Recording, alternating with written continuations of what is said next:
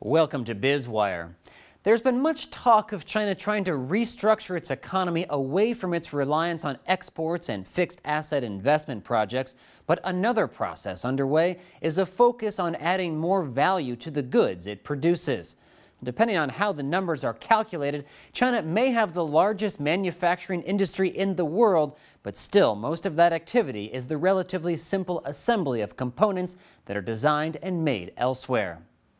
Through increased capacity for cutting-edge technology and a more skillful workforce, high-tech manufacturing has become a source of pride for the Middle Kingdom.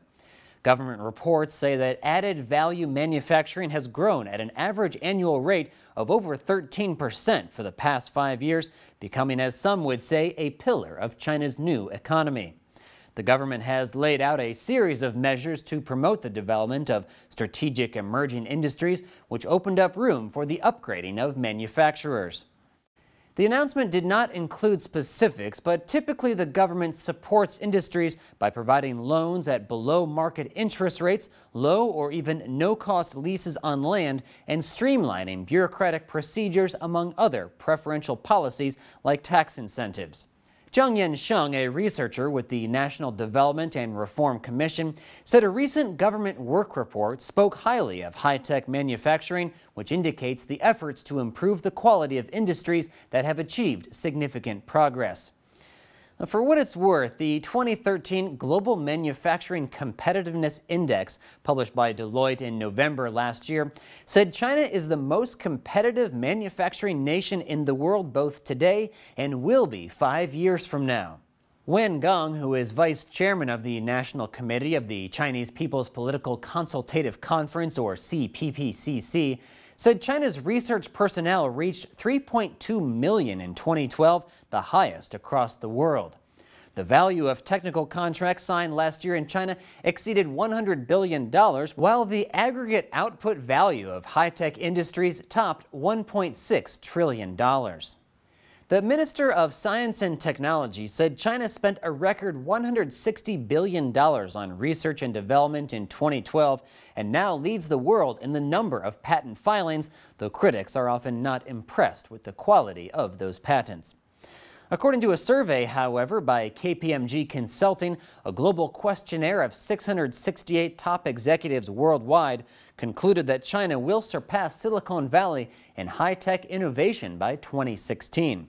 Over the past 20 years, China's investment in R&D has doubled from 0.73% of GDP to 1.77%, and the plan is to reach the European level of 2.5% by 2020.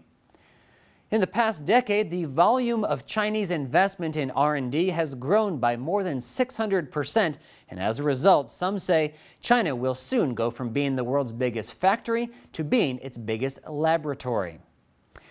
Particularly in telecommunications, China has shown innovative capacity by developing its own standard for 3G mobile communications. The three state telecom giants, China Mobile, China Unicom, and China Telecom, are together spending $4.7 billion to create the world's largest cloud computing base in Chengdu's Tianfu Software Park. By the end of this year, a fifth of all computers in the world will be manufactured in Chengdu, capital of Sichuan province in western China. Beyond this, China's Tianke 1A supercomputer has broken the world record for computing power. Also, with massive investments in nanotechnology, Beijing is aiming to surpass the United States in this field by 2020. China is also rapidly developing world-class capabilities in life sciences at universities across the country, and is also now the dominant force in green technology, with its companies holding more than 40% of the world market for solar panels.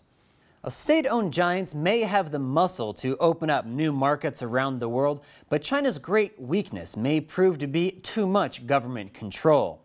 Chinese innovation may be limited by the relative lack of intellectual property protection, which discourages entrepreneurs, but policymakers have been taking steps to remedy this on their quest to restructure the Chinese economy and move up the value chain.